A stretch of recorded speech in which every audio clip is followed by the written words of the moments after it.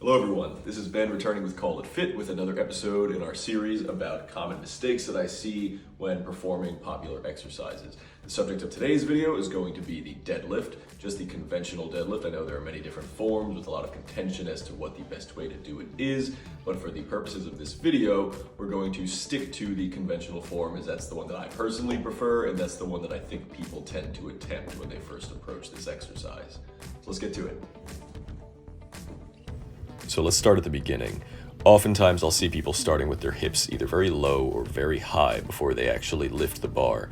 And what I'll show you is why there is a sort of sweet spot to get the most power and efficiency out of this movement.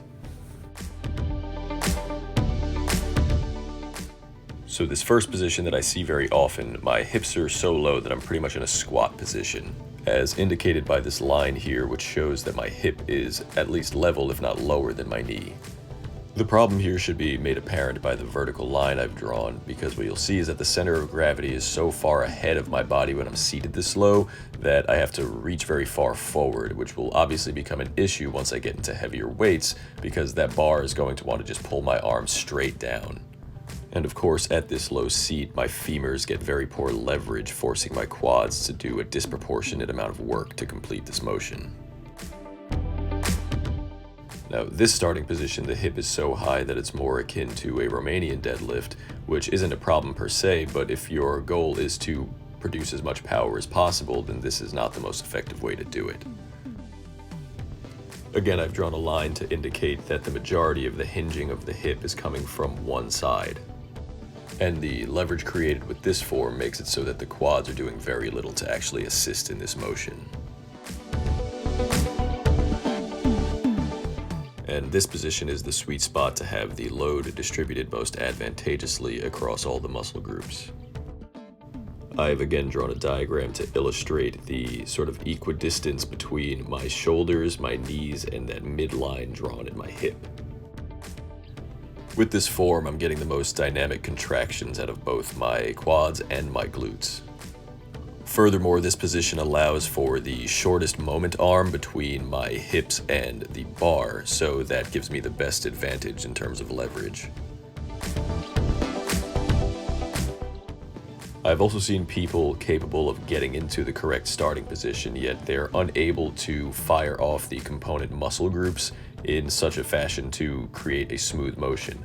What they tend to do is what you're seeing here is firing off the quads prematurely, and the glutes come in a bit too late, and that causes a very awkward and uneven motion.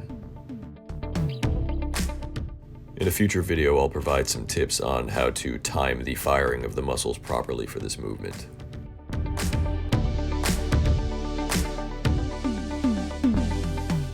Now, this is an error that I see made by more adept lifters who want to get into some heavier weight but think that straps are for cheaters. So, the problem here is that I'm using the pinky of my supinated hand and the thumb of my pronated hand to grab on the bar where I believe to be symmetrical points.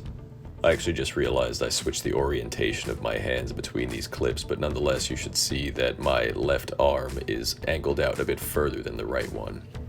But I assure you that if you're going to be doing a heavy enough weight to necessitate an over-under grip, then you're definitely going to want your arms to be as parallel as possible, which I do here by using the center of my wrists as opposed to my thumb and pinky to indicate where I should grip. So if you compare this to the demonstration of the incorrect form, then you'll see that my arms are definitely more parallel to one another, and if you look closely you'll notice that the bar lands more evenly, whereas in the last one side kind of hit the floor a little sooner than the other.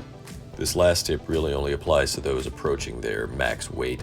It's just standing too close to the bar such that your shins hit the bar. The bar should be hovering more over your midfoot, but if your form is good and you're doing several reps of a lighter weight, then it'll probably self-correct. And the point of this tip is just so that your knees don't get in the way. So, hopefully you found that insightful. If you have any suggestions for other workouts you'd like to see me cover, then go ahead and leave that in the comments section. Otherwise, just a like and a follow would be appreciated. And if you are in the Hamilton Heights area of Manhattan, then go ahead and reach out to me for a free consultation and a free first session. You can get my phone number on my Instagram and my TikTok, or you can just DM me directly on there. Hope to see you soon.